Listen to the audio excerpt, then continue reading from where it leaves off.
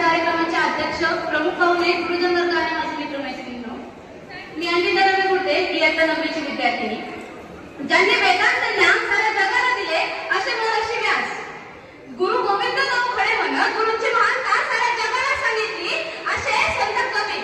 उठा, जागे व्हा आणि ध्येय प्राप्ती होईपर्यंत थांबू नका असा संदेश जगाला देणारे स्वामी विवेकानंद आणि माझ्या आयुष्याला आकार देणाऱ्या प्रत्येक गुरुला वंदन करून मी माझ्या भाषणाची सुरुवात करते. गुरुरे ब्रह्मा गुरुरे विष्णू गुरुरे देवो महेश्वरा गुरुरे साक्षात परब्रह्म तस्मै श्री गुरुवे नमः. अज्ञानाच्या अंधारातून ज्ञानाच्या प्रकाशाकडे नेणारा हाच म्हणजे गुरु.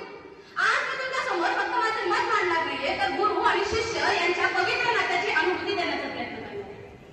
गुरु म्हणजे ज्ञानासाठी अंधारातील तेजस्वी किरण. गुरु म्हणजे ज्ञानासाठी अंधारातील तेजस्वी किरण. त्यांच्या चरणी वंदन करून उजळतो जीवनाचा प्रत्यक्ष, उजळतो जीवनाचा प्रत्यक्ष. गुरु म्हणजे ज्ञानाचा दीप असतो. आज आपण गुगल वरून सगळी माहिती मिळवू शकतो, युट्यूब वरून कौशल्य शिकू शकतो, AI वरून प्रत्येक प्रश्नाचं उत्तर मिळवू शकतो. पण ते म्हणतात ना, माहिती देणारे अनेक असतात आणि माणूस घडवणारा फक्त गुरुच असतो.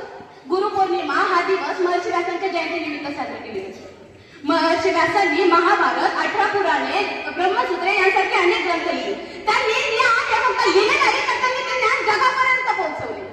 गुरुपौर्णिमेच्या दिवशी आपण फक्त महर्षी व्यासांनाच वंदन करत नाही, तर आपल्या आयुष्यात ज्ञानाचा दीप लावणाऱ्या प्रत्येक गुरुजनांना वंदन करतो. गुरु म्हणजे काय?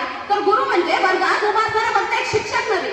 पहिली गुरु आई असते, जे आपल्याला बोलायला शिकवते. दुसरे गुरु वडील असतात, जे जगायला शिकवतात. आणि तिसरे गुरु शिक्षक असतात, जे आपल्याला विचार करायला शिकवतात. म्हणूनच आपल्या भारतीय संस्कृतीमध्ये म्हणतात, मातृदेवो भव, पितृदेवो भव, आचार्य देवो भव.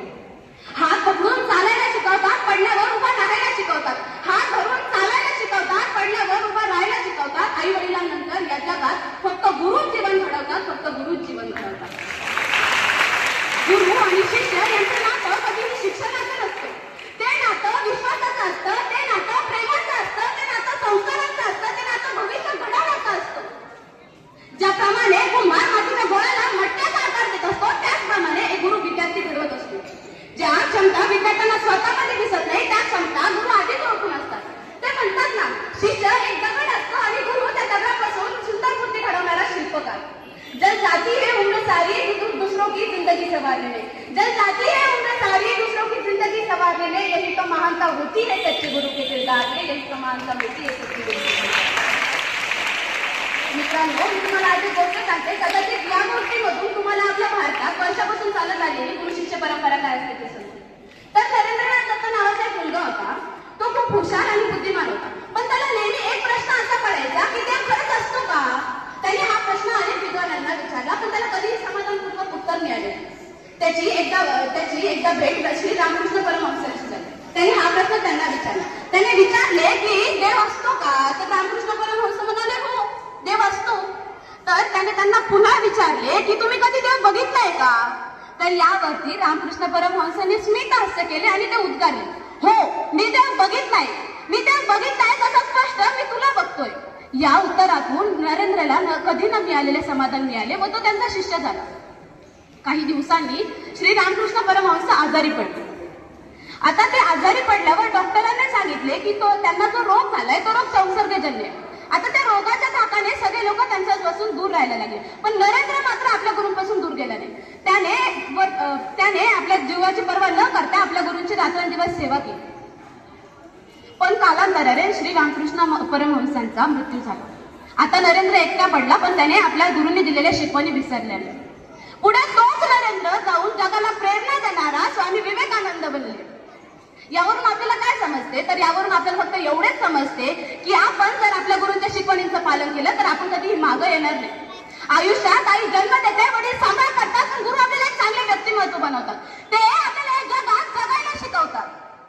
आज इंटरनेट खूप पुढे गेले. आपण मोबाईलवरून प्रत्येक प्रश्नाचं उत्तर मिळवू शकतो, AI वरून माहिती मिळवू शकतो. पण संस्कार कधीही डाउनलोड करता येत नाही, चारित्र्य कुठल्याही वेबसाईटवर मिळत नाही आणि माणूस घडवणारा ऍप अद्यापही तरी बनलेलं नाही.